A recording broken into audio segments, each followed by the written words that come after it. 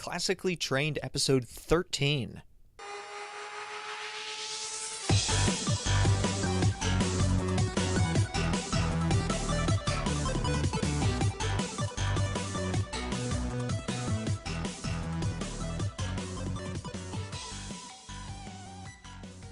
Welcome to another episode of the Classically Trained podcast. I'm your host, John Harrison, and I want to thank you for tuning in. Today, I'm really excited to share with you some pretty big changes that have happened, at least for me, on my side of things, and I hope will benefit you as a listener. I've officially gone pro. Well, what does that mean? Essentially, the only thing it means to you is that the episodes will no longer stop after 10 minutes. I've had so many great interviews and great conversations and great ideas around what the principles and ideas and lessons within video games are that we can then apply to real life. And it was time just to go a bit bigger. So I don't have any limits for the format as far as that's concerned. You'll see some interviews will run about 30 minutes, some will be 15, some will go up to 40. I promise no 6-hour marathon interviews. If you're the kind of person that's into that, I don't know, just hit repeat. But just very excited to share with you this change for me is it'll allow me a lot more flexibility to deliver some really great content and great ideas to anyone who's interested in hearing them. So that's going to be the biggest change you'll notice with today's episode. Today's episode, I interview professional writer and journalist Patrick Stafford. I think you're really going to enjoy this. He has some great advice for individuals looking to enter the journalism field. If you're interested in writing about video games, he has some great advice for you. But he also has some fantastic concepts that you can apply to your business and your personal life that we both kind of unpacked from a couple popular video games. And I think you're really going to enjoy this interview. So without any more delay, I'm going to turn things over to, well, myself and Patrick Stafford. Patrick Stafford is a digital producer for PricewaterhouseCoopers, and he runs the Digital Pulse website, which is a blog and publication with analysis and commentary on technology and digital news and trends. Prior to PricewaterhouseCoopers, he was the deputy editor of Smart Company, the largest online publication for SMEs in Australia. Additionally, he's a freelance journalist, mostly working in the video games and entertainment space, with occasional wanderings into religion. His work has appeared in various publications, including The Atlantic, Polygon, Christianity Today, Edge, Eurogamer, Hyper, PC PowerPlay, and Kotaku. In 2014, he won the Lizzie Australian IT Journalism Award for Best Gaming Journalist. Patrick, welcome to the show. Thanks. Good to be here. It's great having you here. I want to start out and jump right into my favorite question. Patrick, what is a life lesson that you have learned from video games? Yeah, sure. Well, I think there's a lot of life lessons that, one can learn, but one that I have really taken on board is the importance of strategic thinking and having clear goals at the end of a problem. So I'll give an example if I could. A game, there are many games where you have to think about your strategy before you implement it. So I'm thinking of things like XCOM, which Firaxis released a couple of years ago, where you're directing soldiers to achieve a particular goal. You have to look at the lay of the land. You have to see where the enemies are in this game, and then you have to move your individual soldiers while keeping in mind all sorts of statistics and variables that can go wrong. And I say this is important because, I was talking to a younger worker a while ago, and he was asking me, how do I get ahead in my career? And I said, take the lesson that you will take from this sort of video game. When you get into your job, look at the lay of the land, look at who's in charge, look at the variables, look at the problems, and then go to whoever's in charge with the problem you've identified, but then bring a strategy to solve that problem. One of my old bosses used to say that you shouldn't come to me with a problem, you should come with solutions. And so I think strategic thinking is something that certain video games can teach very, very well. That's really interesting. It's as if you're describing these innate skills or byproducts of playing games that we've developed. Do you see any other skills or areas that perhaps gamers have developed already and really we have an opportunity to apply to be successful in life? Yeah, absolutely. I think one of the big things is taking on a new way of operating things extremely quickly. So I'll simplify that. One of the things my parents always used to say to me when I was a kid, when I got a new game, they used to say to me, how do you know how to use the controls already? You've only had it for 5 minutes, because it was so difficult for them to, hold the controller and mess with the buttons. But I wanted to play the game so much that I was willing to put in the few minutes of fumbling around to get the controls and to get it right. One of the things that I think people get lax with as they get older and into their careers is learning new skills and operating new equipment and tools, and that could be social media or whatever. I think in games we're so willing to try new control schemes and that sort of thing because we want to delve into this experience really well.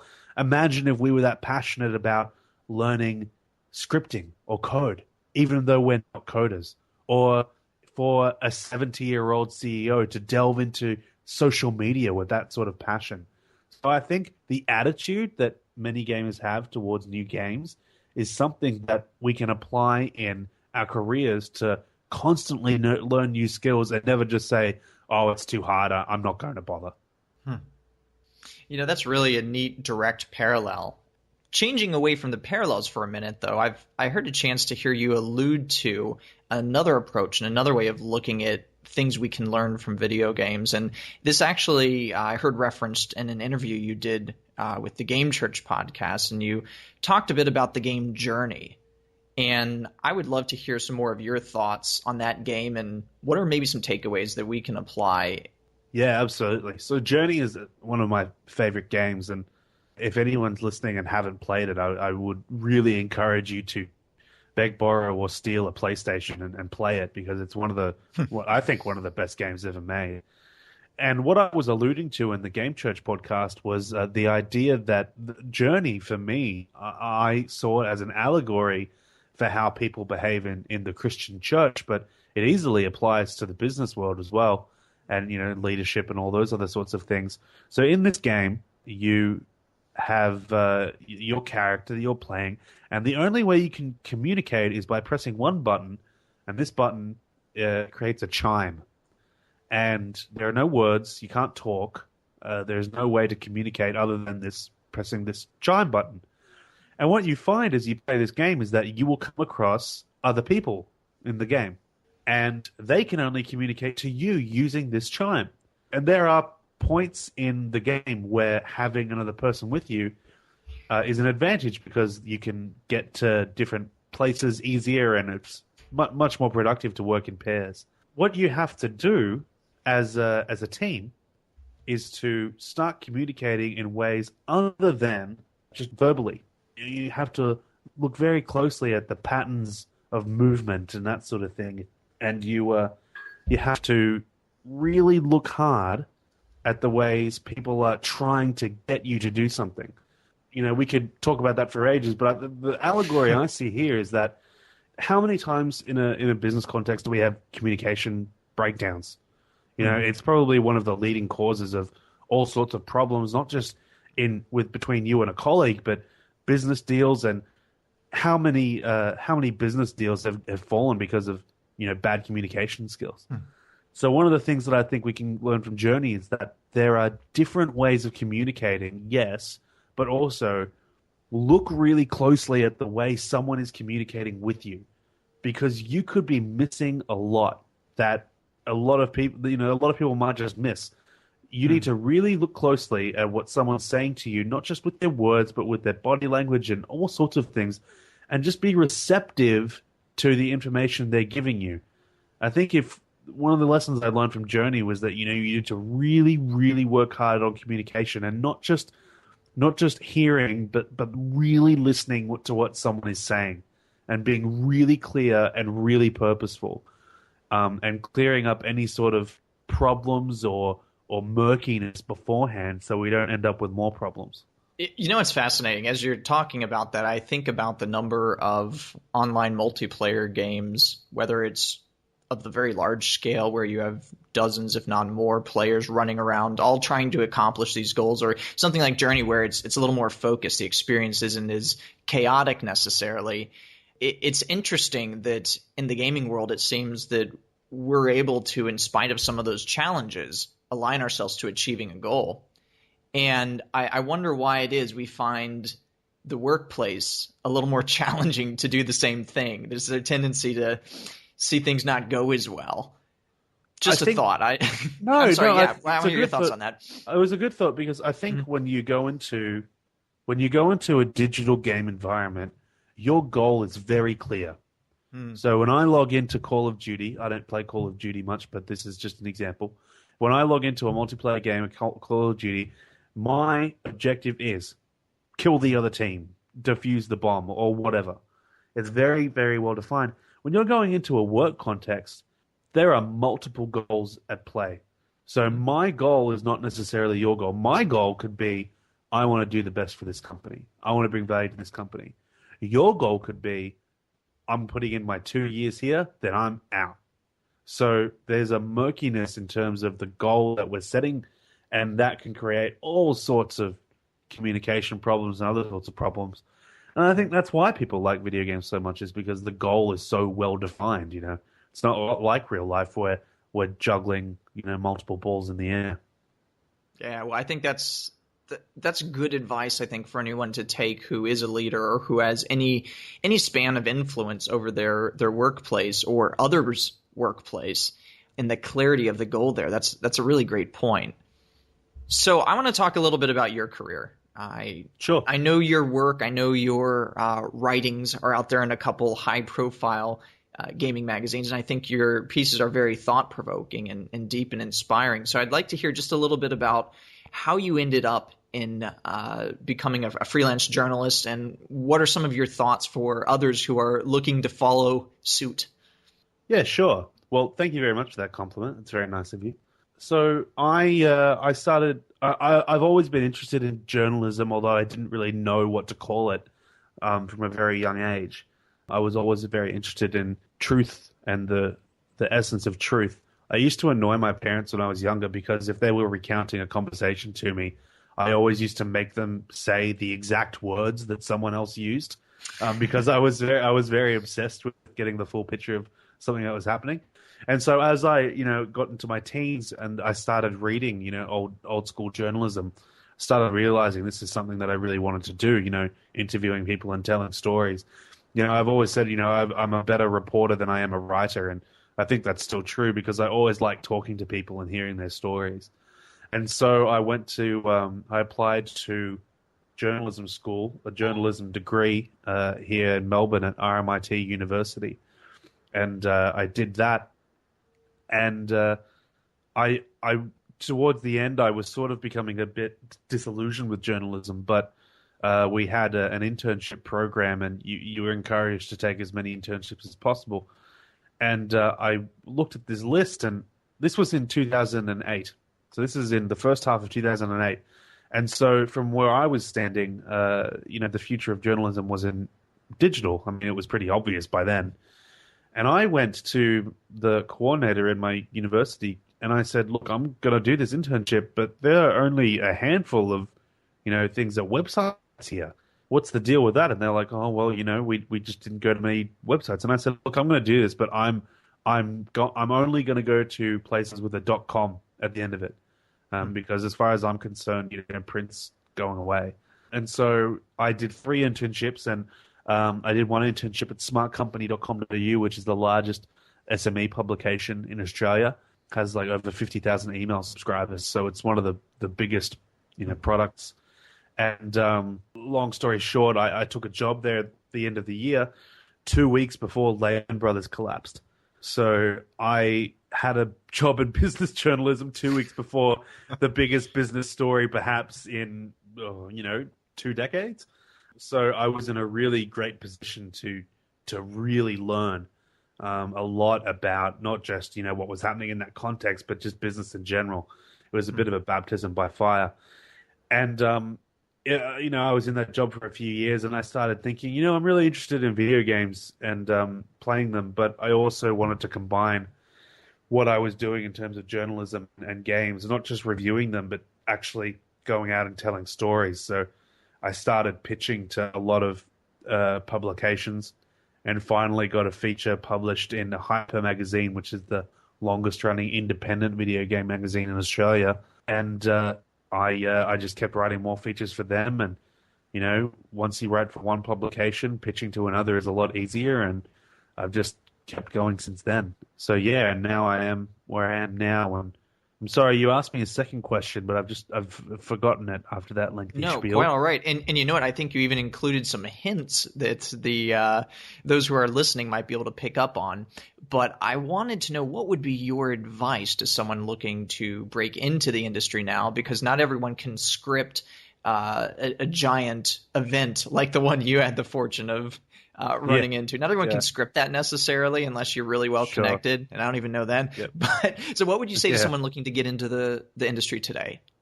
Number one, you have to read a lot, because you can't write unless you can read. So read a lot, just read everything, especially long form journalism. Read stuff like everything Michael Lewis writes is gold as far as I'm concerned. He wrote the books Moneyball and The Blind Side, but his financial journalism is second to none. So you have to read a lot. Number two, I would say you have to think of games. This is just my opinion, but you have to think of games as a secondary thing. What's the story you're telling? So look at the story you're telling and think of games as a secondary thing. If you're getting into games journalism as the only form of journalism you're really interested in, I would maybe question that a little, and start developing your storytelling muscle. And thirdly, I would say get yourself out there as much as possible. And by that, I mean, you probably need to start a blog. So you need to start a blog. You need to start putting your take on whatever's happening, getting on Twitter, whichever social media. Twitter's probably the best because identify the journalists you want to talk to, start engaging in conversation, and then just put your work out there.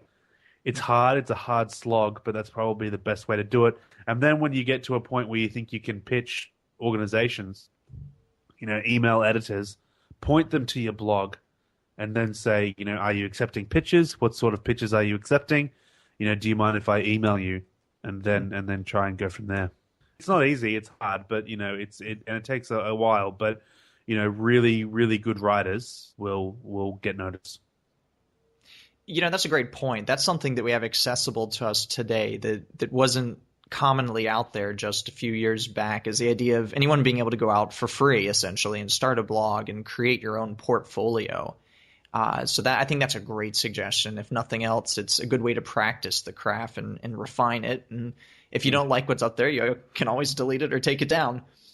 Yeah, exactly. And I think one other thing, I think a lot of writers are really, really terrible at self-marketing.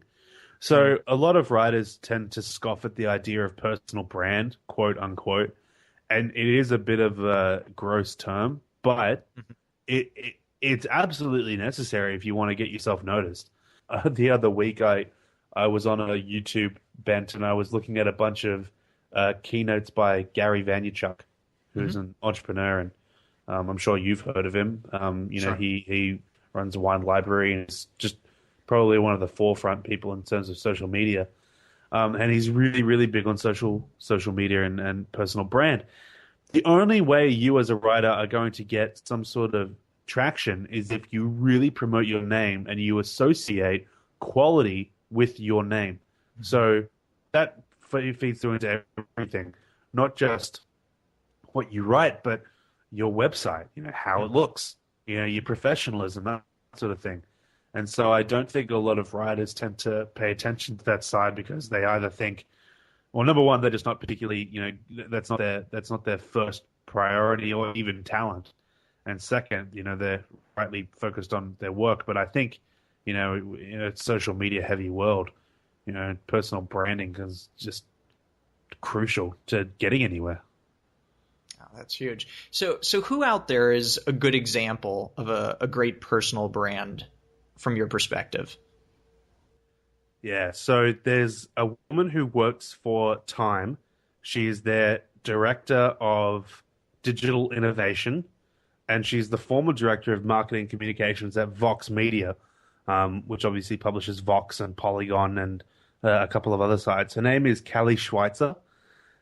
She is ridiculously young for someone who is in the position she is in, but she has nearly 60,000 Twitter followers because she is a social media wizard. She is probably the prime example of someone who you want to emulate on social media. She is tweeting interesting things. She is giving her own little spin on it. She's not afraid to favorite tweets from people who she doesn't know. And so, I might reply to her and say, just say something, I don't know, whatever. And she'll favorite, my tweet. She doesn't know me. I've met her once at a party for 10 seconds. She doesn't know me. So she interacts on social media. She will give interesting articles and interesting information. And she's created this persona. If you Google her, you'll see all sorts of interviews and stuff about this personal brand she's created. And I think she's just done a really, really great job of showing the way to act on social. And she's created her whole persona around that. And so she gives advice on how to do social really well and that sort of thing. So I would encourage anyone to go look at her Twitter feed. It's at C Schweitz, and just look at what she's doing because her personal brand is really, really strong. And plus, she has that blue check mark of approval on Twitter, which means you've made it, right? That means there's no more to go. Yeah, you're done. All right, so everyone's got homework now.